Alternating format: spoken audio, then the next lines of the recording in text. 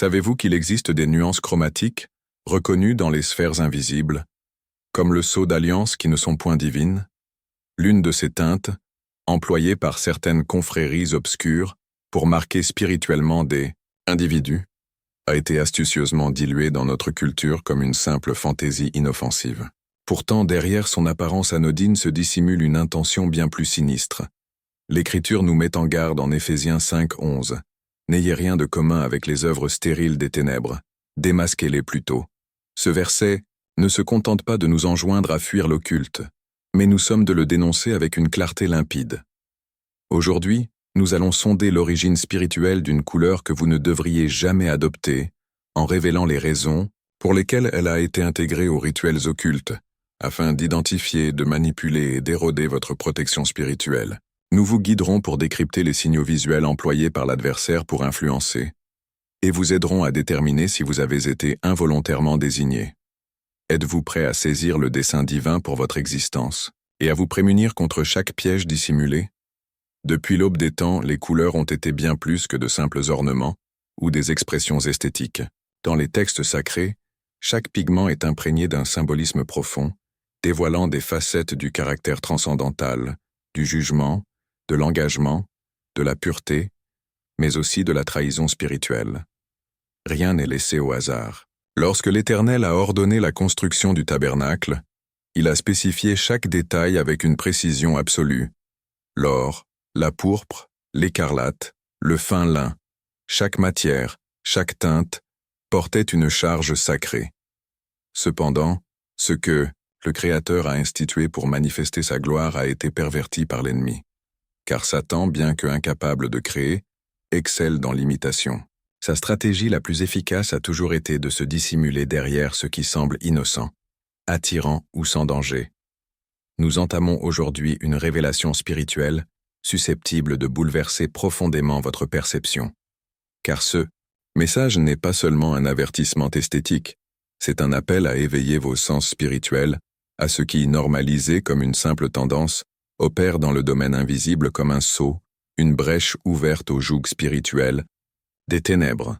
La Sainte Bible abonde en signes, motifs, emblèmes et couleurs. Lorsque le prophète Isaïe fut témoin du Seigneur trônant, il le décrivit paré de vêtements majestueux, tandis que le temple vacillait sous sa présence. Dans l'Exode, lorsque des instructions furent données pour les parures sacerdotales, il ne s'agissait pas seulement de confectionner des habits, mais d'établir une représentation visuelle de l'appel, de l'alliance et de la puissance divine. Le bleu céleste, le pourpre royal et l'écarlate étaient des couleurs jadis réservées aux actes les plus saints. L'adversaire en est conscient, et c'est pourquoi il a constamment cherché à profaner ce qui est sacré et à imprimer sa propre marque sur ce qui devrait refléter la magnificence divine. Dans le monde spirituel, chaque élément est vecteur de communication. Et si dans le royaume de Dieu les couleurs peuvent signifier la consécration, dans le royaume des ténèbres, elles sont pareillement utilisées comme des marques de domination. Il ne s'agit pas de superstition, mais de code spirituel. Les sorciers, les occultistes et les adeptes des forces obscures maîtrisent parfaitement le pouvoir du symbolisme.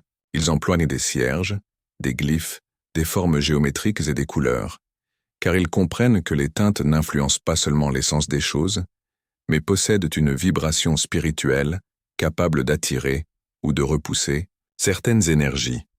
Il existe des forces invisibles, et une teinte particulière a été adoptée par de nombreuses doctrines obscures pour marquer, sceller ou désigner spirituellement ceux qui sont offerts ouverts à une influence malveillante.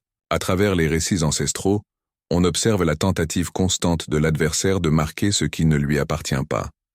Dans les anciennes prophéties, il est fait mention d'un emblème, le sceau de la bête, qui se manifestera non seulement dans le domaine matériel, mais aussi dans le spirituel. Cependant, avant l'avènement de ce signe manifeste, il existe déjà des empreintes subtiles, des sigles camouflés, dissimulés sous l'apparence du style, de la culture ou de l'identité personnelle, et la couleur que nous allons explorer aujourd'hui ne fait pas exception à cette règle. Ce qui est particulièrement troublant, c'est la façon dont elle a été érigée en icône, voire même idéalisée, par les sphères de la mode, du divertissement, de la musique et de l'art. Pourtant, dans la dimension spirituelle, sa fonction est radicalement différente. Elle sert de drapeau à une conquête silencieuse. Lorsque l'être suprême transmit ses directives à Moïse concernant la parure du grand prêtre, il spécifia l'utilisation du bleu céleste, du pourpre et de l'écarlate. Chacune de ces nuances incarnait des facettes du caractère divin et du service sacerdotal. Le pourpre, par exemple, évoquait la royauté et l'autorité, l'écarlate symbolisait la rédemption par le sacrifice, et le lin fin et blanc représentait la pureté. Cela nous révèle que les vêtements n'étaient pas de simples formalités extérieures, mais de véritables instruments spirituels dotés d'un dessein prophétique. Si une telle précision est observée dans le royaume céleste, pourquoi douterions-nous qu'il n'existe pas un parallèle intentionnel dans le monde spirituel des ténèbres?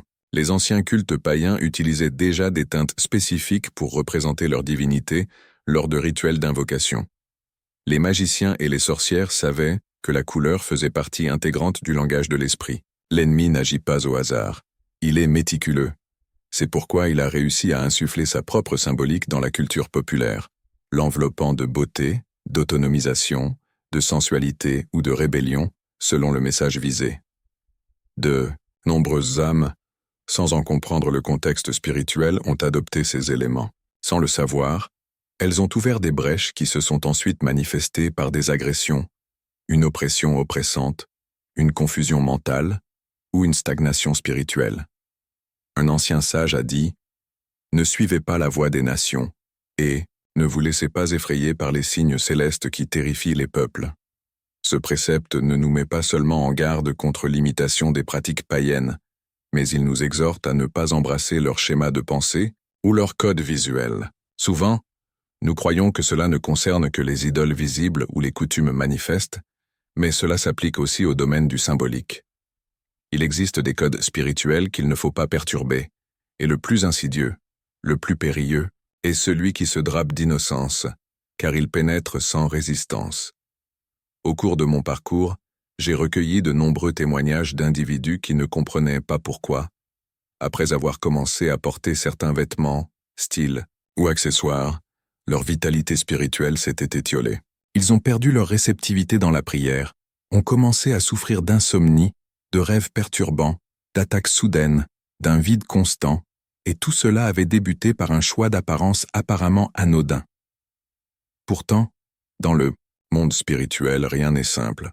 Tout communique, tout a une résonance.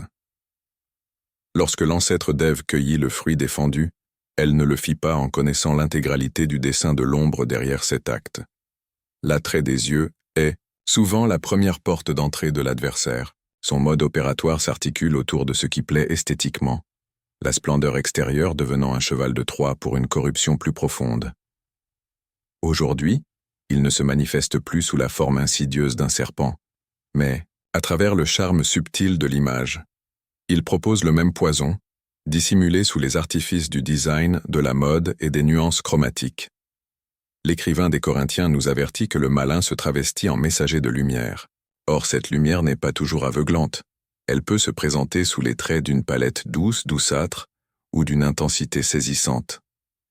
L'ennemi sait que si sa véritable nature se révélait, nous le rejetterions, mais s'il parvient à vêtir ses intentions de parures séduisantes, nous l'accueillerons sans méfiance. C'est là qu'intervient le pouvoir de la couleur, que nous explorerons plus en détail ultérieurement. La couleur, lorsqu'elle est investie par l'ombre, n'est pas intrinsèquement mauvaise. Sa dangerosité réside dans sa signification et la manière dont elle a pu être dédiée à des desseins obscurs. L'histoire des anciens peuples est riche d'exemples de mises en garde divines contre toute forme de mélange. Non seulement le mélange des pratiques, mais aussi des étoffes, des symboles et même des textures. Une instruction particulière commandait « Tu ne porteras pas un vêtement tissé de laine et de lin ensemble. » Pourquoi une telle précision? Parce que la puissance supérieure désirait tracer une frontière nette entre ce qui est sacré et ce qui est commun. Chaque détail avait son importance car dans les petites choses se reflétait une plus grande soumission.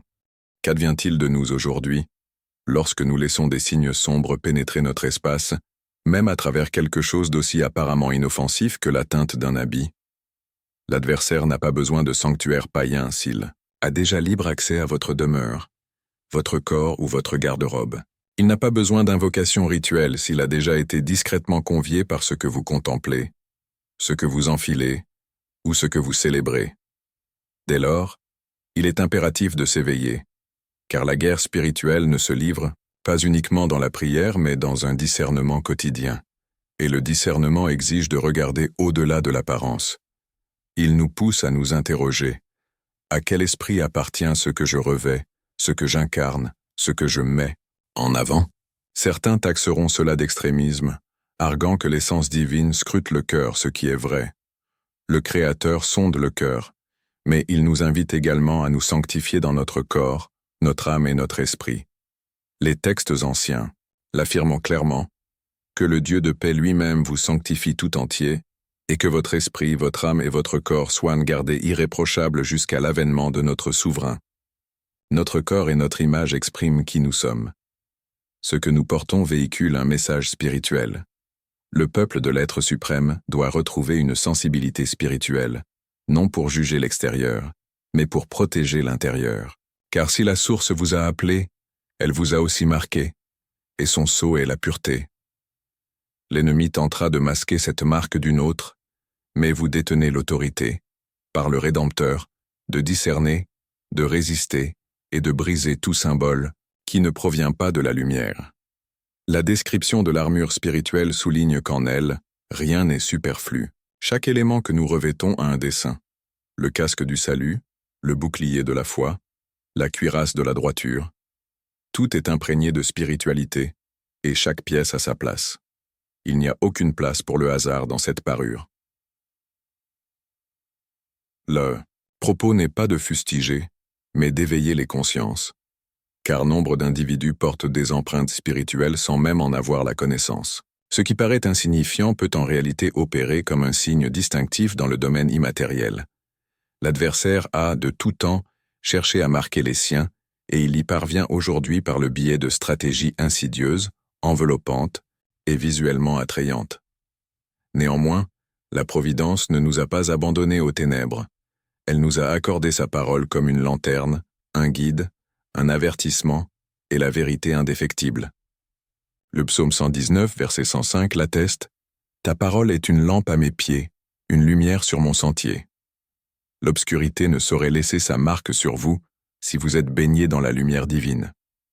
Il est toutefois impératif de reconnaître chaque élément susceptible d'être utilisé contre vous, car même les nuances chromatiques peuvent servir de passerelle. Si une porte a été ouverte dans votre existence par un choix en apparence anodin, l'Esprit Saint est prêt à vous le révéler, à racheter, à restaurer, à purifier ce qui a été altéré et à le recouvrir de sa splendeur. Ceci n'est que l'amorce. Ce qui va suivre révélera sans équivoque quelle est cette couleur, pourquoi elle a été élue par des pratiques occultes, et ce que vous devez faire si elle a déjà infiltré votre vie. Votre corps, votre habitation et votre âme ont été conçus pour refléter la lumière, et non pour porter les emblèmes d'une force adverse. Êtes-vous prêt à percevoir l'invisible, à ouvrir votre perception spirituelle et à renoncer à tout ce qui ne magnifie pas le Créateur? Si tel est le cas, ne détournez pas votre attention car la suite ne se contentera pas d'éclairer votre esprit. Elle vous conférera l'autorité de refermer des portails qui n'auraient jamais dû s'entr'ouvrir. Le plan spirituel n'opère ni dans la confusion ni dans l'improvisation. Tout ce qui émane du royaume des ombres possède une structure, une intention et un symbolisme intrinsèque. L'un des composants les plus stratégiquement employés au sein de cette trame est la couleur. Ce qui, pour beaucoup, peut sembler un simple choix esthétique, représente pour d'autres un signal spirituel, un code, qui transcende le tangible et se projette dans l'immatériel. Dans cette portion, nous avançons vers une révélation demeurée cachée pendant des siècles. Une vérité déguisée dans la culture, l'expression artistique et la mode, mais qui, dans le langage ésotérique, est directe et percutante. Il existe une teinte spécifique que les praticiens de la sorcellerie utilisent pour marquer, pour activer des portails, pour sceller des destins. Ce n'est pas une couleur quelconque, ni une tendance éphémère. C'est un choix délibéré qui a été consacré à des rituels contraires au royaume divin. La couleur en question est le pourpre profond, également connu sous les noms de pourpre noir ou de violet sombre. Bien que, historiquement, Le pourpre était lié à la royauté et au sacré. Comme mentionné dans l'Exode 26 et dans les vêtements du grand prêtre, cette nuance particulière a été sciemment détournée dans les cercles occultes modernes. Son emploi dans la sorcellerie n'est pas symbolique par accident, mais par dessein. Dans les rituels, les cérémonies occultes et les cultes néo-païens, le pourpre sombre représente la connexion spirituelle, le pouvoir psychique et l'ouverture aux dimensions invisibles. Il ne s'agit pas du pourpre clair et lumineux, c'est une contrefaçon manipulée, et comme toutes les imitations spirituelles, son but n'est pas de glorifier Dieu, mais de semer la confusion, de contrôler et de corrompre. Cette couleur a été utilisée dans certaines pratiques ancestrales désignent cette teinte comme un passage entre les mondes tangibles et les royaumes éthérés. Elle est souvent perçue comme intrinsèquement liée au mystère, à l'inexplicable, à l'arcane. Pourtant, au-delà de la perception humaine du secret, sa véritable fonction est celle d'un voile camouflé. Dans le domaine des arts obscurs, elle sert à imprégner des objets, des lieux, et même des individus, établissant ainsi des liens invisibles de nature spirituelle. Les vêtements, parures et divers articles parés de cette couleur sont considérés comme des points de contact actifs. La communication verbale devient superflue dès lors qu'une connexion visuelle et spirituelle est établie et acceptée.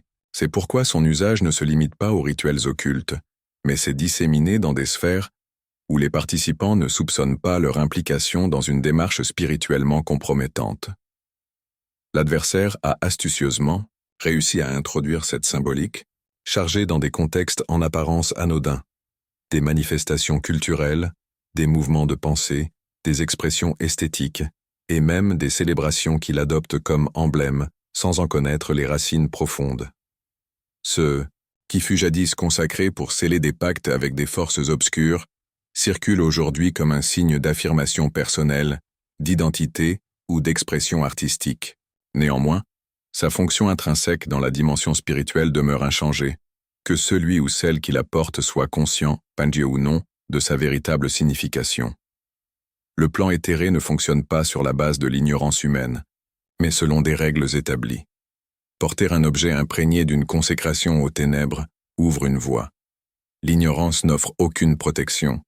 Seule l'offrande suprême du Messie le peut. Dans les Écritures, le livre de la Révélation dépeint une figure de la corruption, assise sur une bête écarlate, elle-même vêtue de pourpre et d'écarlate, resplendissante d'or et de gemmes. Ce détail, loin d'être une simple touche esthétique, révèle une vérité spirituelle poignante. La déchéance spirituelle peut se dissimuler sous les traits de la beauté et du pouvoir. Le texte d'Apocalypse, chapitre 17, verset 4 précise. « Et la femme était vêtue de pourpre et d'écarlate et ornée d'or, de pierres précieuses et de perles. Elle tenait dans sa main une coupe d'or pleine d'abominations et des impuretés de sa prostitution. » Ici, la couleur pourpre est explicitement liée à la séduction de l'esprit, à une autorité usurpée, à une apparence de grandeur qui masque en réalité l'idolâtrie et la rébellion. Cette teinte particulière, dans ses nuances les plus profondes, est devenue un instrument actif des pratiques ésotériques contemporaines. Elle ne se limite plus aux autels secrets, mais s'immisce dans les articles du quotidien, les marques commerciales et les insignes de mouvements planétaires. L'omniprésence de cette couleur dans certains milieux n'est pas le fruit du hasard. Il y a des intentions d'ordre spirituel derrière sa propagation. Dans les cercles de sorcellerie, elle symbolise une transformation intérieure qui se passe de l'intervention divine. Un pouvoir autodéterminé, une évolution qui rejette le Créateur. C'est la couleur qui incarne le trône confisqué, la souveraineté illégitime, une spiritualité dénuée de rédemption. La Bible nous exhorte à ne pas ignorer les machinations de l'adversaire. Dans la deuxième épître aux Corinthiens, chapitre 2, verset 11, il est écrit « Afin que Satan ne tire pas avantage de nous, car nous n'ignorons pas ses desseins. » Cette affirmation n'est pas une simple recommandation, c'est un signal d'alarme spirituelle. Négliger la stratégie de l'ennemi nous met en position de faiblesse spirituelle. L'une de ses tactiques les plus efficaces a été d'utiliser l'aspect visuel comme moyen de domination. Ce qui pénètre par le regard peut profondément influencer l'âme, car, comme l'enseigne Matthieu, chapitre 6, verset 22, « L'œil est la lampe du corps. Si donc ton œil est en bon état, tout, ton corps sera lumineux. Lorsque les Écritures nous exhortent à ne pas offrir de prise aux forces adverses, cette mise en garde dépasse la simple prohibition d'actes pécheurs flagrants. Elle englobe chaque point d'accès, aussi insignifiant puisse-t-il paraître, ce que l'individu imprégné de foi introduit dans sa vie, qu'il s'agisse de sa garde-robe, de ses emblèmes ou même de certaines nuances chromatiques, peut, faute de discernement, se transformer en une porte dérobée. Il ne s'agit pas d'attribuer un pouvoir intrinsèque à une simple couleur. Son influence se manifeste lorsqu'elle est consacrée et réitérée dans des contextes sombres, où elle acquiert une reconnaissance spirituelle. Elle devient alors une signature, une bannière, un signal qui ouvre une voie. C'est précisément la raison pour laquelle cette teinte, élue par certaines pratiques ancestrales pour marquer leur appartenance, a été popularisée avec une telle insistance, s'infiltrant subrepticement dans notre environnement quotidien. Beaucoup l'arborent sans jamais saisir le sens profond de ce qu'ils portent. Du fond d'écran choisi pour leur appareil mobile à la couleur dominante de leur tenue préférée, ils l'ont intégré, insouciants que ce qu'ils affichent ou vêtent puisse résonner spirituellement pour eux. Il ne s'agit là ni de superstition, déraisonnable, ni d'un légalisme visuel strict, mais d'une compréhension fondamentale. Le monde spirituel réagit aux signaux, aux emblèmes, aux codes. À l'image des directives de l'Ancien Testament où la divinité enjoignait à son peuple de se détourner des idoles et des formes païennes, l'instruction demeure aujourd'hui d'une clarté limpide. Ne pas calquer nos pratiques sur celles du monde. Un précepte biblique résonne avec une puissance particulière. Cessez de vous conformer au schéma de ce siècle, mais laissez-vous plutôt transformer par le renouvellement de votre intelligence. Renouveler son esprit, c'est transcender l'évidence superficielle, c'est s'interroger sur l'essence spirituelle qui sous-tend chaque chose, sur le message tacite qu'elle véhicule. Dans le domaine immatériel, tout est communication. L'adversaire n'a pas besoin d'être explicitement invoqué s'il réussit à se manifester par le biais d'une représentation. Et cette couleur employée comme sceau par les adeptes de la sorcellerie constitue précisément l'un des véhicules les plus efficaces pour propager son dessein. Des podiums de défilé aux campagnes d'influence sur les réseaux sociaux, le pourpre profond se présente comme l'emblème de l'introspection, de la force intérieure et de la connexion au mystique.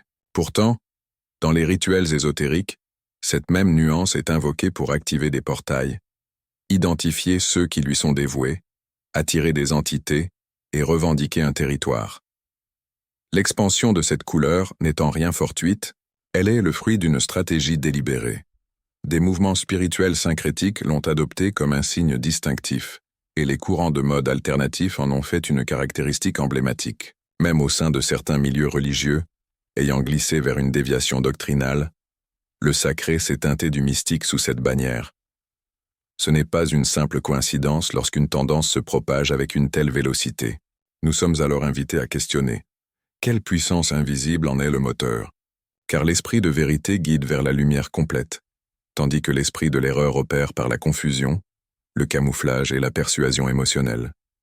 Il est donc impératif, comme nous y exhorte l'apôtre, de ne pas se fier à toute inspiration spirituelle sans l'éprouver, afin de discerner si elle provient de la source divine. Cela inclut résolument ce que nous consommons visuellement et ce que nous acceptons comme composante de notre propre image. Ce que nous arborons à l'extérieur peut avoir des résonances profondes à l'intérieur. Une certaine chromie, infiltrant d'innombrables environnements, se manifeste aujourd'hui dans nos objets décoratifs, nos marques de produits, nos cosmétiques, nos coiffures, nos logos d'entreprise et nos campagnes publicitaires, apparemment inoffensives. Jadis confinée à des rituels ésotériques, cette teinte est désormais présentée comme un emblème de vigueur et de métamorphose personnelle. La culture ambiante promeut cette nuance comme une option esthétique valable, raffinée, voire avant-gardiste. Pourtant, elle omet de divulguer l'origine spirituelle de ce choix. Les Écritures nous mettent en garde, avertissant que l'adversaire se déguise en messager de lumière. Ce qui paraît attrayant, puissant ou novateur peut dissimuler un dessein spirituel pernicieux. Dans le cas présent, ce dessein a été enveloppé d'un voile artistique, culturel et social, afin de s'ancrer imperceptiblement dans la conscience collective. Pendant ce temps, les forces obscures consolident leur influence sans être démasquées.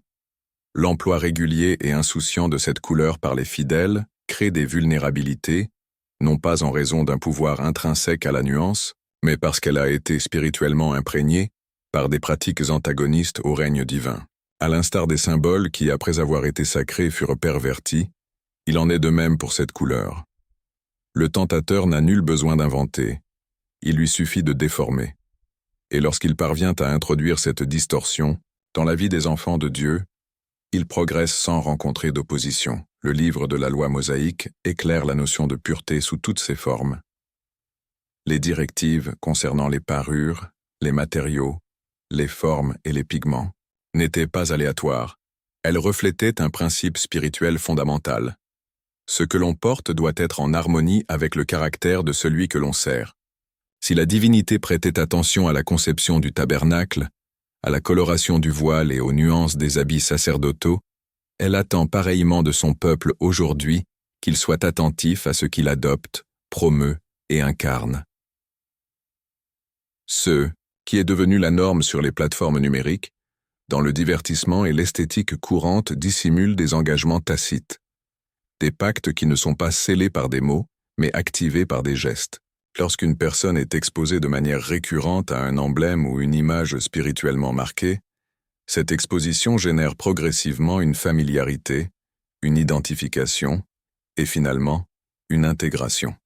De même que la foi naît de l'écoute, la contamination spirituelle résulte de ce que l'on autorise, et permettre ce qui a été dédié au mal, c'est participer même involontairement à ses répercussions. Dans un passage prophétique, le Seigneur déclare « Mon peuple périt faute de connaissance, non pas par manque de foi, ni par négligence de la prière, mais par l'ignorance de vérités spirituelles fondamentales. » La teinte que nous examinons a été employée par les praticiens de la sorcellerie pour des rituels d'ouverture du troisième œil, d'invocation d'entités et de consécration d'espace à des puissances obscures. Cette information est vérifiable et documentée. Ceux qui évoluent dans l'occulte ne la dissimulent pas, ils l'utilisent en pleine conscience. Le véritable enjeu ne réside pas chez eux, mais dans le fait que le peuple divin a ignoré ces signaux et a ouvert la porte de ses foyers, de ses âmes et de ses défenses à ceux qui n'auraient jamais dû en franchir le seuil. La parole divine nous exhorte à barrer les accès, à assainir le sanctuaire intérieur, à éliminer toute source de souillure, ayant donc de telles promesses, bien-aimés, purifions-nous de toute souillure. Notre cheminement vers une consécration totale, dans la révérence divine, exige une purification complète, non seulement de ce qui entache l'âme et l'esprit, mais aussi de ce qui, à première vue, semble inoffensif.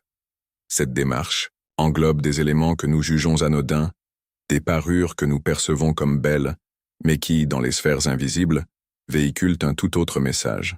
Elle concerne également les tendances vestimentaires que nous adoptons, conçues non pour embellir mais pour marquer. Il existe une distinction fondamentale entre ce que la grâce rachète et ce que l'adversaire revendique comme sien. Ce qui a été dédié maintes fois, au travers de rites ésotériques, à des puissances occultes, ne saurait être utilisé sans en subir les conséquences. Pensez à une certaine teinte, chère aux praticiens des arts obscurs, une couleur qui fut consacrée sur des autels où des entités démoniaques furent invoquées, répétées lors de cérémonies de pouvoir psychique et d'émancipation mystique. Elle est devenue un emblème d'accès, et lorsqu'un individu, appelé mis à part par le divin, la porte sans discernement, une discorde spirituelle s'installe, engendrant confusion, affaiblissement et une érosion de la sensibilité spirituelle. Le Créateur n'est pas une source de désordre. Sa lumière ne saurait se mêler aux ténèbres, et son appel ne se contredit jamais. S'il nous a sommés de mener une vie sainte, cela englobe nos choix esthétiques et visuels. S'il a déclaré que nous sommes le réceptacle de l'Esprit Saint, alors rien de ce qui pénètre ce sanctuaire ne peut être entaché par le profane. La pureté, en effet, ne se cantonne pas aux domaines sexuels ou moraux. Elle s'étend à l'aspect visuel, symbolique et spirituel de notre existence. L'acuité de notre perception forge notre réalité intérieure. Si le regard que nous posons sur le monde est altéré, si notre lentille interne est obscurcie, alors l'intégralité de notre être baignera inévitablement dans les ténèbres. Ce que nous assimilons visuellement Ce que nous acceptons de porter et d'intégrer dans notre champ de vision exerce une influence profonde et souvent insoupçonnée sur notre condition spirituelle et émotionnelle. L'insistance à éviter certaines teintes, loin d'être une simple lubie esthétique ou une doctrine superficielle, puise sa substance dans une compréhension révélée.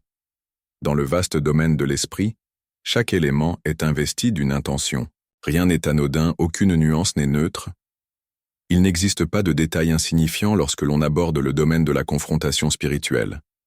Quand un tissu, un emblème ou une couleur spécifique a été délibérément voué à des forces obscures, sa présence dans votre sphère de vie n'est jamais passive. Elle est active, elle émet des vibrations, elle lance des invitations, que vous en ayez conscience, que vous le ressentiez ou que vous y adhériez intellectuellement. Le Créateur nous a conviés à une existence empreinte de sainteté, une intégrité qui doit se manifester en toutes choses, y compris dans notre parure.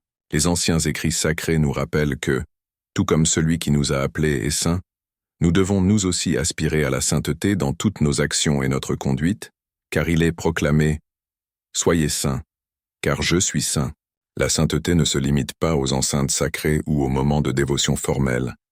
Elle s'étend à nos choix vestimentaires, à ce que nous autorisons à nous représenter dans le monde visible et invisible.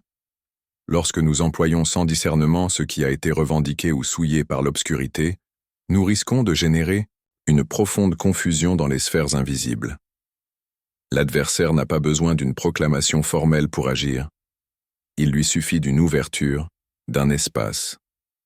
Et un symbole mal choisi, déplacé, lui offre précisément cette voie d'accès.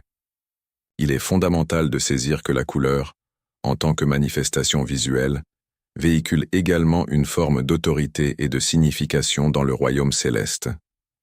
Les voiles immaculés symbolisent la pureté, la toile fine représente les actes justes des élus, l'or évoque la gloire divine, et le bleu céleste parle de la révélation d'en haut. Chacune de ces teintes communique un message précis dans le domaine spirituel. Par conséquent, l'adoption d'une couleur inappropriée, surtout si elle a été assimilée par les pratiques occultes comme une marque spirituelle, transmet, elle, aussi un message puissant. Elle délimite un territoire, exprime une intention, une allégeance. Les récits prophétiques de l'Antiquité offrent une illustration frappante de l'attention que la source divine porte même aux vêtements de ses serviteurs. Dans une vision révélée, il est relaté qu'un grand prêtre se tenait revêtu de haillons souillés devant l'émissaire céleste. Alors, une voix ordonna à ceux qui se tenaient à ses côtés, « Dépouillez-le de ses guenilles impures. » Et s'adressant au prêtre, l'émissaire ajouta, « Vois, j'ai ôté de toi ta faute et je te revêts de parures magnifiques. » Il ne s'agissait pas là d'une simple purification rituelle. C'était une transformation de statut, une restauration complète de son identité et de sa dignité. Ce que nous endossons, même sur le plan matériel, fait partie intégrante de notre posture dans le royaume spirituel devant le divin. En conséquence, ce qui a été consacré aux puissances des ténèbres ne peut perdurer sur nous. Une certaine nuance de pourpre, dans son utilisation ésotérique et occulte, est devenue un véritable écran spirituel. Elle est souvent associée à une intuition, dévoyée, au principe féminin divinisé hors de tout ancrage divin, à une transcendance dépourvue de la présence du Créateur. C'est le signe d'un pouvoir sans sainteté, d'une vision sans vérité, d'une ouverture sans discernement. Or, dans l'ordre divin, il n'existe pas de puissance dénuée de sainteté, pas de vision véritable sans la clarté de la parole, pas d'ouverture sans une direction éclairée. Ce que l'adversaire présente comme une expansion spirituelle n'est, en réalité, qu'une invasion masquée, qu'il orchestre souvent à l'aide de symboles que les individus acceptent, sans en saisir la signification profonde. La nécessité d'un discernement aigu est plus pressante que jamais. Les exhortations des sages nous invitent à ne pas nous mouler au schéma de ce monde, mais à être métamorphosés par le renouvellement de notre entendement, afin de pouvoir sonder et reconnaître la pleine volonté du Créateur. Afin d'incarner ce qui est noble, agréable et parfait, il nous est impossible de nous conformer aux normes dictées par le monde. Une transformation profonde de notre esprit s'impose, jusque dans la perception visuelle, car c'est uniquement ainsi que nous pourrons distinguer ce qui émane du divin de ce qui n'en procède pas. Cela s'étend même à notre habillement, aux couleurs que nous choisissons. Une nuance utilisée pour sceller des pactes, des consécrations obscures ou des rituels d'envoûtement ne saurait faire partie de l'existence de quiconque s'est dédié à la source suprême, car aucune osmose ne peut exister entre la clarté et l'obscurité. Les écrits anciens l'affirment clairement. Quel rapport y a-t-il entre la rectitude et la perversité? Ou quelle communion la lumière peut-elle entretenir avec les ténèbres? Quel accord peut unir le principe divin aux forces de Bélial? Il ne s'agit pas d'une simple divergence de surface, mais d'une démarcation radicale entre des royaumes antagonistes. Chaque élément que nous revêtons révèle notre allégeance spirituelle. Si nous portons quelque chose qui a été imprégné par un domaine étranger à celui du Créateur, nous envoyons des signaux ambigus, voire erronés. L'enjeu n'est pas de craindre une couleur en soi, mais de saisir la portée intrinsèque de ce qu'elle véhicule. Tout ce qui a été dénaturé et perverti par les puissances ténébreuses doit être écarté. Le peuple du divin ne peut ignorer ces symboles. Bien que ce sujet ait été banalisé par le système mondain, dans le domaine invisible, sa force demeure active. Ce qui est arboré avec fierté dans la sphère physique peut crier capitulation dans l'arène spirituelle. Le violet profond a transcendé son simple statut de teinte. Il est devenu un langage, et ce langage n'appartient pas au royaume céleste. Le reconnaître constitue le premier pas. S'en détacher est une marque d'obéissance. Et renoncer à tout emblème récupéré par l'adversaire est une proclamation spirituelle de liberté. Car lorsque vous décidez de ne pas porter ce qui a été conçu pour marquer d'une empreinte, vous déclarez « Mon identité ne réside pas dans un quelconque symbole culturel. Elle est ancrée dans le principe divin. Sa grâce est la seule marque dont j'ai besoin, sa protection, mon unique rempart, sa lumière, le seul éclat qui doit irradier de moi. » Cette révélation n'a pas pour vocation de susciter la peur, mais d'éveiller les consciences, car ce qui a été ignoré durant des siècles doit désormais être affronté. L'adversaire ne cessera pas tant qu'il trouvera des brèches. Mais le peuple du divin a été appelé à sceller des ouvertures, à rompre des alliances inconscientes et à aligner chaque facette de son existence sur la vérité absolue. Ce que vous revêtez communique, et la couleur que vous choisissez peut en dire plus sur vous que vous ne l'imaginez. Aujourd'hui est le jour propice pour discerner, de purifier, de prendre des décisions qui reflètent le royaume auquel vous appartenez réellement. La sainteté se manifeste aussi dans notre parure, et le Créateur appelle ses fidèles à l'exemplarité. Même dans les moindres détails. L'ennemi a perfectionné sa stratégie pour insinuer l'ombre dans le quotidien. Il sait que s'il se montre au grand jour, il sera rejeté.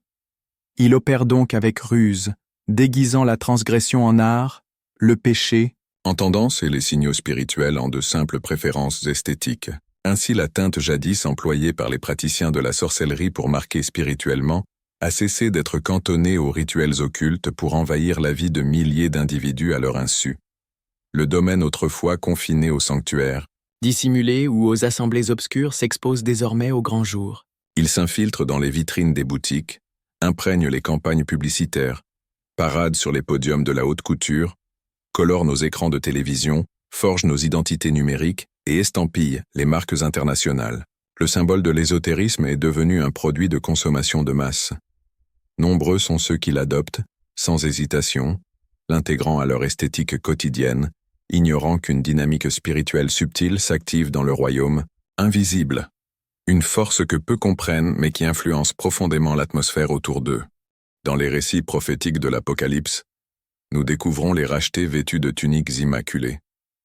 Non pas que le blanc soit la seule nuance permise, mais parce que, dans la dimension spirituelle, la pureté est manifestée par l'habit.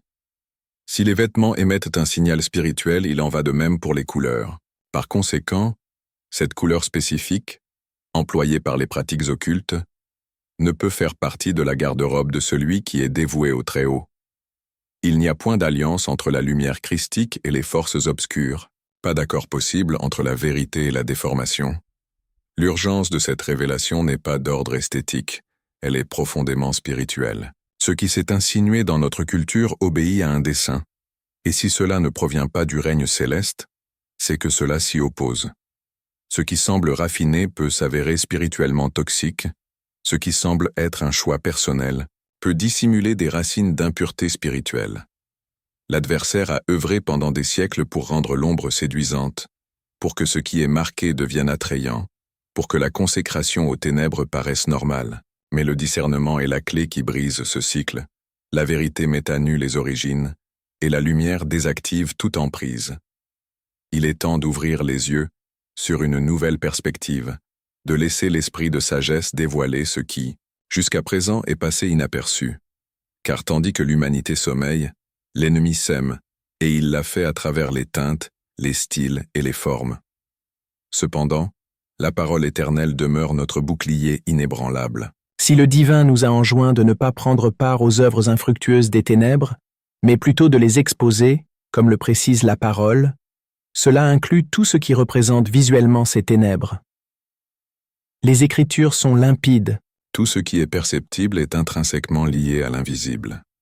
Rien de ce que nous percevons de nos sens n'est purement superficiel.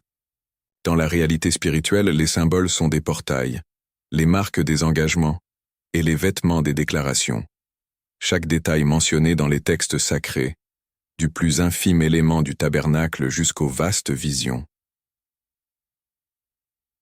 Les présages annonciateurs de la fin des temps résonnent profondément au sein du plan éthéré.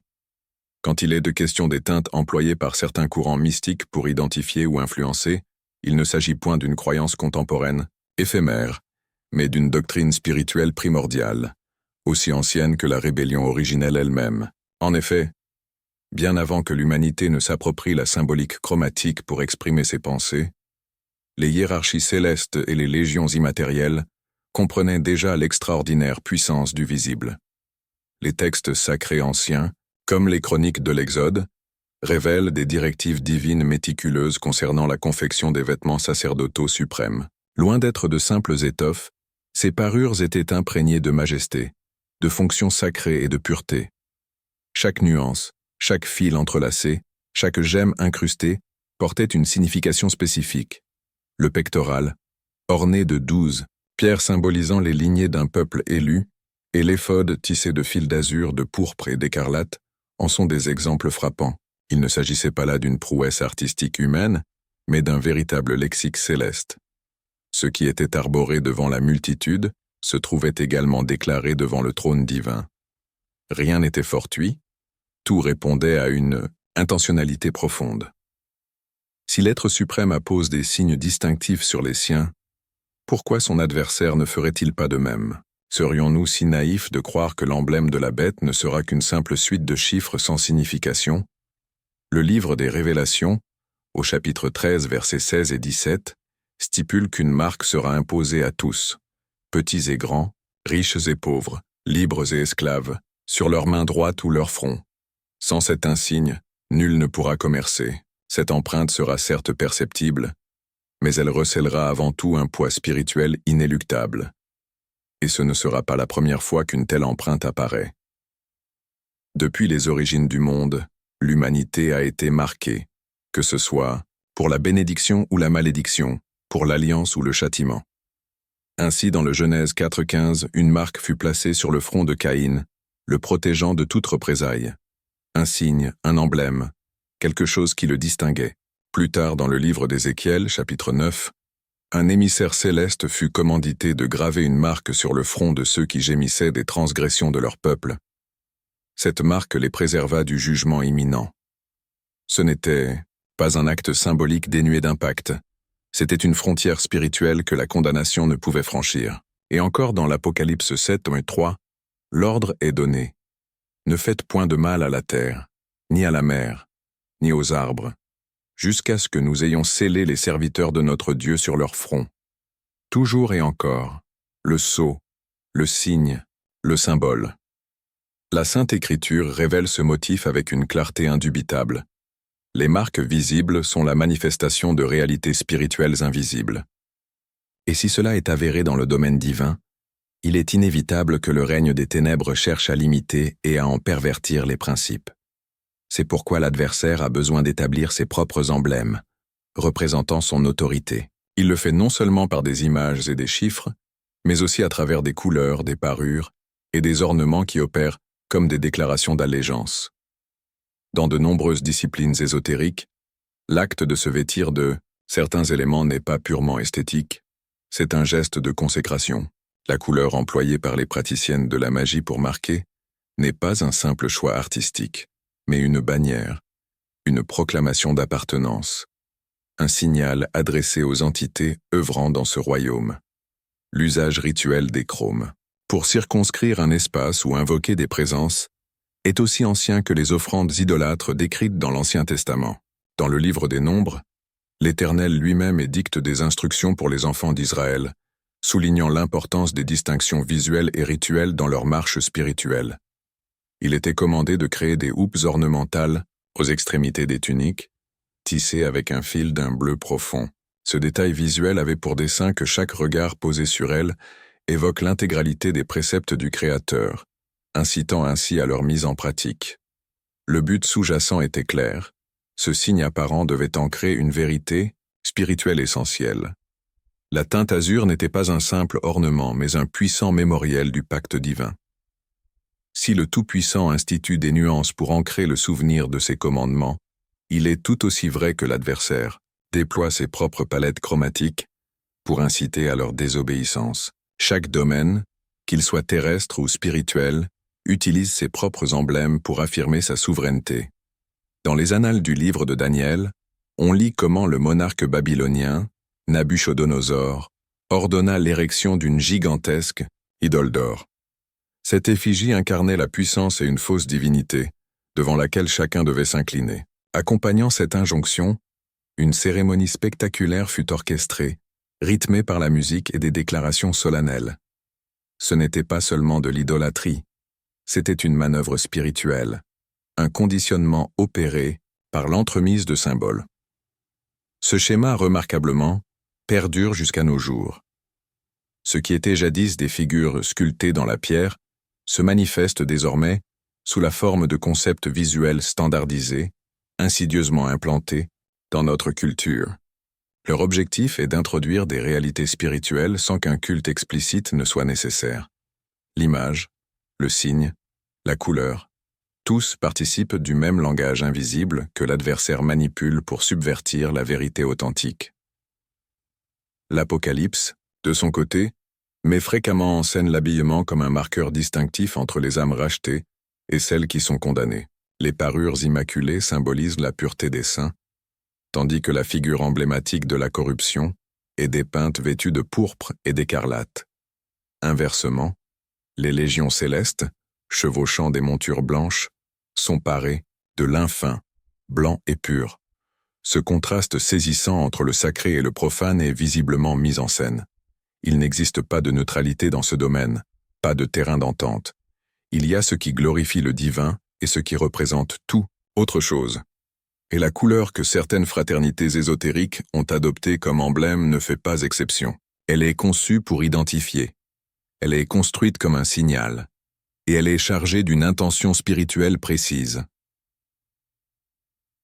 Le livre d'Isaïe illustre comment le Créateur rejette non seulement les actes de désobéissance, mais aussi les emblèmes qui incarnent la rébellion.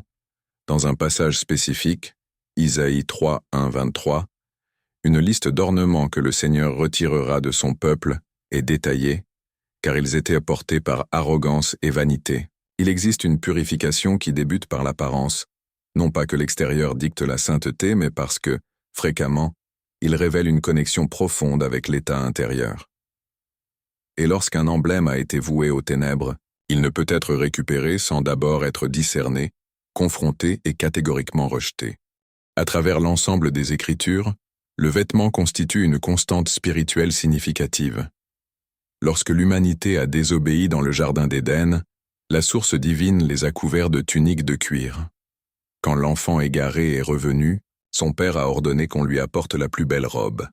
Lorsque le souverain sacrificateur pénétrait le sanctuaire intérieur, il le faisait revêtu d'habits spécifiques. Lorsque l'apparence de Jésus fut transfigurée, ses vêtements devinrent éclatants comme le soleil. Ce que l'on porte a une signification car cela représente quelque chose. Et si cela est avéré pour la lumière, cela l'est tout autant pour l'obscurité. Le royaume spirituel est réceptif aux signaux, aux pactes, aux marques et aux symboles. Nul besoin de prononcer des mots pour qu'une légitimité spirituelle soit établie. Il suffit de parer un symbole qui incarne une alliance. Et si cet emblème a été imprégné, au fil des siècles, de consécrations rituelles et de serments occultes, son usage n'est plus passif, il devient une manifestation active d'ouverture, spirituelle, même si l'individu qui le porte n'en a pas conscience. Le royaume de l'invisible, bien loin de se plier à de simples désirs, opère selon des principes inaliénables. Il n'attend pas d'explication, il répond à la rigueur des lois, non aux vagues intentions. C'est pourquoi il est crucial de saisir qu'une teinte particulière, souvent employée par ceux qui pratiquent les arts occultes, pour identifier ou influenceur, transcende la notion d'un simple pigment. Elle fonctionne comme un véritable code, un signal intelligible pour les entités spirituelles qui reconnaissent cette symbolique spécifique. Au fil du temps, ce langage a été coopté par diverses cultures, par des mouvements sociaux et des courants de pensée comme une forme d'affirmation visuelle. Cependant, dans son essence primordiale et spirituelle, cette couleur ne représente pas une simple expression individuelle, mais plutôt un pacte, une dédication, une empreinte. Lorsque l'ancien législateur descendit du sommet de la montagne, portant les commandements divins, son visage irradiait. La majesté du Tout-Puissant avait imprégné jusqu'à sa peau. De même, lors de l'arrestation du Christ, les soldats tirèrent au sort sa robe d'une seule pièce, exempte de couture, des détails qui, bien qu'apparaissant triviaux, portent un poids considérable dans la sphère spirituelle. Ce qui est revêtu n'est jamais neutre. Chaque vêtement communique, et cette communication délimite un territoire. Non pas que le matériau confère un pouvoir intrinsèque, mais le symbole qu'il représente est porteur d'un message puissant. Les Écritures abondent en mises en garde concernant les objets consacrés à des forces adverses. Le Créateur a ordonné la destruction des idoles, l'incinération des habits des prêtres de Baal et la purification des ustensiles du sanctuaire. Car là où une consécration impie avait eu lieu, aucune présence sainte ne pouvait demeurer. Aujourd'hui, bien que nous n'adorions plus au sein de temples de pierre, nous sommes devenus le temple. Par conséquent, tout ce qui pénètre dans ce sanctuaire personnel doit être sanctifié. Il ne peut y avoir de mélange, pas de confusion. Ce qui a été marqué par l'adversaire ne saurait être utilisé par les enfants de la lumière, comme s'il était sans effet, car cela compromet l'autorité, obscurcit la perception et annule la protection divine. Lorsque le prophète Élie défia les prophètes de Baal, l'affrontement ne fut pas uniquement verbal, il fut profondément visuel. 2 autels, 2 sacrifices, 2 signaux distincts. Le feu céleste ne descendit que sur le lieu de la pureté, là où aucun élément étranger n'avait été introduit, là où l'autel était resté intact. Cette même dynamique spirituelle prévaut encore de nos jours. Là où il y a un syncrétisme, il n'y a pas de manifestation de la puissance divine. Là où des emblèmes étrangers sont tolérés, le soutien divin fait défaut. Et si ce que l'on arbore a été dédié aux forces contraires, la communion spirituelle se trouve interrompue. Ce qui a été révélé dans la parole doit devenir un principe directeur pour notre existence. Nous ne pouvons pas vivre selon les codes du royaume céleste tout en ignorant les symboles employés par l'adversaire. Si la Bible insiste à maintes reprises sur la valeur spirituelle des marques, des sceaux et des parures, alors nous ne pouvons pas ignorer que la couleur adoptée, comme signe distinctif par la sorcellerie, s'inscrit dans une stratégie d'infiltration spirituelle. Ce n'est pas un simple élément décoratif ni une mode passagère. C'est un point doctrinal, idéologique et profondément spirituel. Le divin nous a donné des yeux pour voir, mais aussi le discernement pour interpréter. Et lorsque quelque chose a été maintes fois utilisée par des systèmes spirituels contraires à la vérité, il est de notre responsabilité de nous en séparer, non par crainte mais par obéissance. Car s'il marque les siens avec des vêtements d'éclat pur, des sceaux sur le front et des symboles de consécration, il en va de même pour les forces opposées. Quand la lumière et l'obscurité s'entremêlent, il nous est impossible de porter l'emblème de la véritable autorité spirituelle. La puissance divine ne peut se maintenir lorsque les principes sacrés sont dilués par des influences profanes. Et le règne céleste ne se manifeste point par des symboles élevés sur des socles d'ombre. Le monde spirituel réagit intensément à ce que vous arborez, à ce que vous proclamez ouvertement, et à ce que vous laissez pénétrer dans votre être.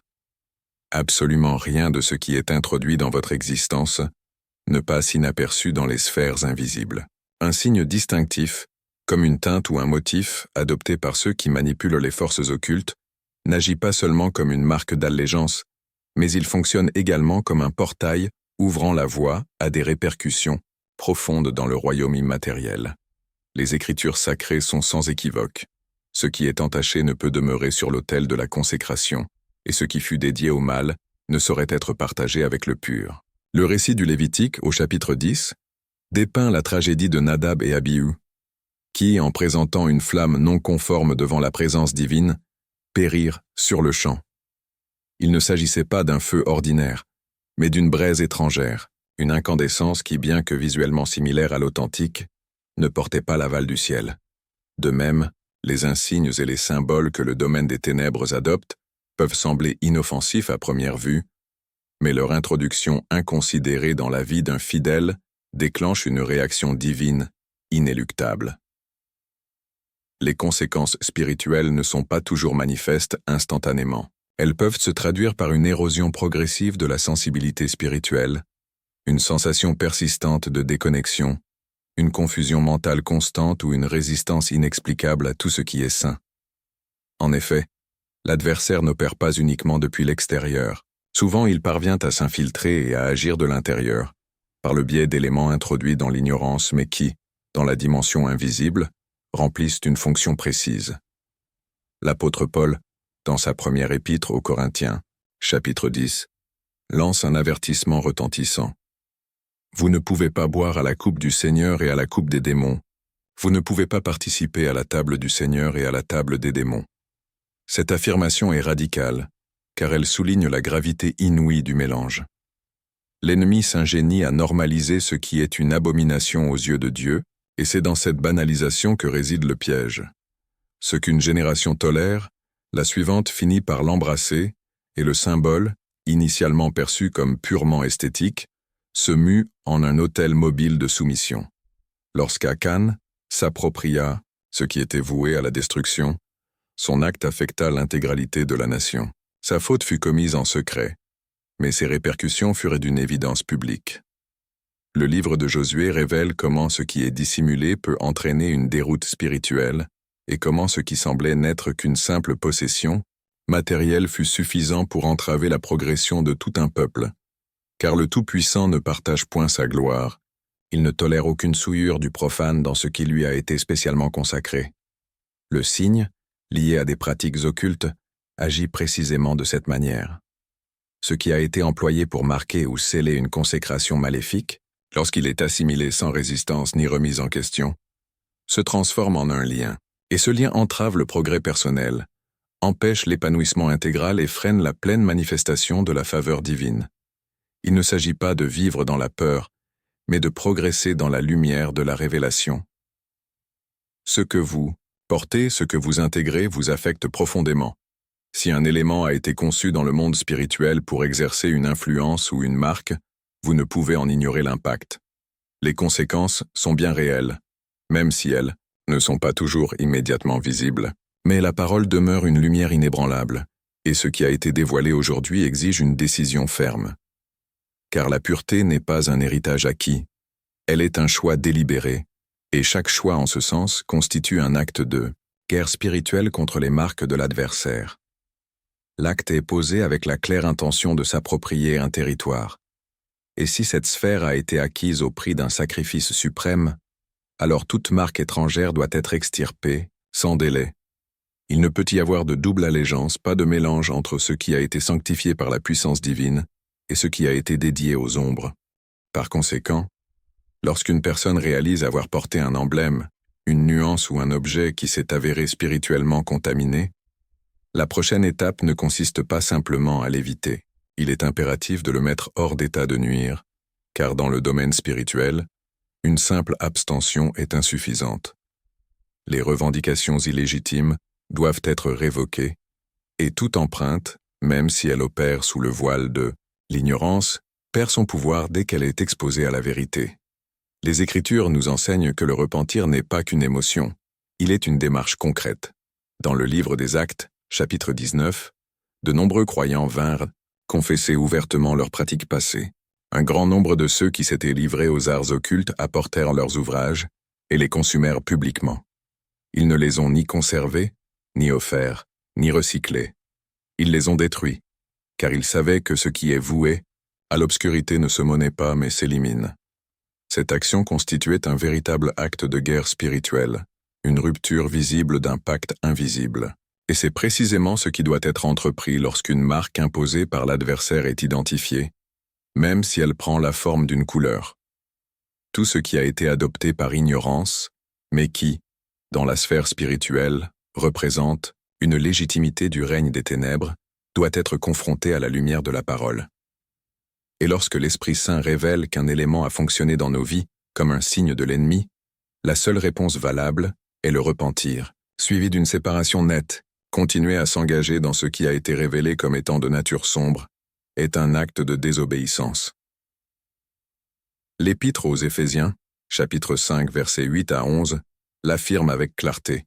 « Car jadis vous étiez ténèbres, mais maintenant vous êtes lumière dans le Seigneur. Marchez comme des enfants de lumière et n'ayez rien à voir avec les œuvres stériles des ténèbres, mais plutôt dénoncez-les. Mettre en lumière, c'est affronter, non seulement par des paroles, mais par des décisions. C'est couper tout ce qui représente une connivence avec l'obscurité, et cela inclut les couleurs, les symboles et les marques qui ont été hissées comme des bannières de l'adversaire. Révéler, c'est assainir son environnement, purifier sa garde-robe, examiner les détails qui étaient auparavant ignorés, et déclarer par des actions notre véritable allégeance. Il ne s'agit pas de vivre sous une contrainte visuelle, mais de progresser avec un discernement accru. Ce qui semblait autrefois anodin devient évident lorsque l'esprit l'éclaire, et ce qui paraissait purement esthétique est révélé comme étant stratégique. Par conséquent, lorsqu'une teinte a été employée par des sorciers pour marquer, et que le fidèle l'identifie dans son existence, la réaction doit être spirituelle, rompre, renoncer, consacrer à nouveau. Non par peur, mais par fidélité. Car l'autel du divin ne peut partager son espace avec des objets impurs, et le temple de l'esprit ne saurait être paré de vêtements proclamant un royaume adverse. Le prophète Joël déclare « Déchirez votre cœur et non vos vêtements, et revenez à l'Éternel votre Dieu. » Mais un cœur humble et soumis se manifeste aussi par des actions concrètes. S'il existe une couleur qui a servi de véhicule à un pacte avec les ténèbres, alors déchirer son cœur signifiera l'arracher de son existence et la rejeter avec force. Déchirer le voile qui obscurcit la pleine compréhension signifie discerner avec acuité et agir en conséquence. La simple connaissance ne suffit pas, elle doit se concrétiser par une décision, et chaque choix, fait en résonance avec une intention supérieure, engendre une réaction dans les sphères invisibles. Le processus de régénération spirituelle commence lorsque ce qui est entaché est remplacé par ce qui est pur. Il ne s'agit pas uniquement de retirer, mais bien de substituer. Les teintes qui symbolisaient l'obscurité doivent être échangées contre celles qui incarnent la lumière et la pureté. Les signaux qui ouvraient des accès à l'adversaire doivent être remplacés par ceux qui manifestent une protection céleste. Ceci n'est pas une simple transformation esthétique. C'est une proclamation d'identité, car ce que l'on porte continue de s'exprimer même dans le silence. Lorsque le peuple ancien quitta la terre de servitude, il emporta des trésors et des étoffes. Pourtant, le Créateur ne permit pas que ces biens, acquis sous le joug de l'esclavage, soient employés sans avoir été purifiés. L'or fut fondu pour ériger un sanctuaire sacré, et les vêtements furent redessinés pour parer le sacerdoce. Tout ce qui portait l'empreinte de l'ancienne captivité devait être transmuté pour un usage divin. Il ne suffisait pas de posséder, il fallait consacrer. De la même manière, aujourd'hui, ce qui a été identifié comme une marque de l'adversaire doit être soumis à une combustion spirituelle, non pas pour être réutilisé tel quel, mais pour être remplacé par ce qui rend hommage à la source divine. Un ancien précepte déclare sans équivoque « Rejetons donc les œuvres de l'ombre et revêtons les attributs de la lumière ». Le changement intérieur se manifeste par des décisions concrètes dans le monde extérieur, car la sainteté n'est pas un concept éthéré, c'est une existence visible. Et lorsque les empreintes des ténèbres sont effacées, alors on peut progresser avec liberté, sous une protection et avec autorité. Le moment est venu de prendre des résolutions déterminantes. Il est impossible de s'afficher avec des emblèmes étrangers et d'attendre une bénédiction complète. On ne peut porter ce qui a été utilisé sur des autels sombres et, en même temps, adorer à l'autel du vivant. Ce jour même est l'occasion de sceller des brèches, de dissoudre des liens légaux passés et de sanctifier ce que vous revêtez, ce que vous percevez, ce que vous autorisez dans votre sphère, car ce qui a été racheté par le sang ne peut continuer d'être souillé par le profane, et ce qui était destiné à vous marquer dans l'obscurité peut aujourd'hui devenir le signal qui vous mène à une purification libératrice. Ce que vous portez n'est pas seulement vu, il est aussi perçu dans l'invisible, car dans le domaine spirituel, le langage ne se limite pas aux mots, il est une atmosphère.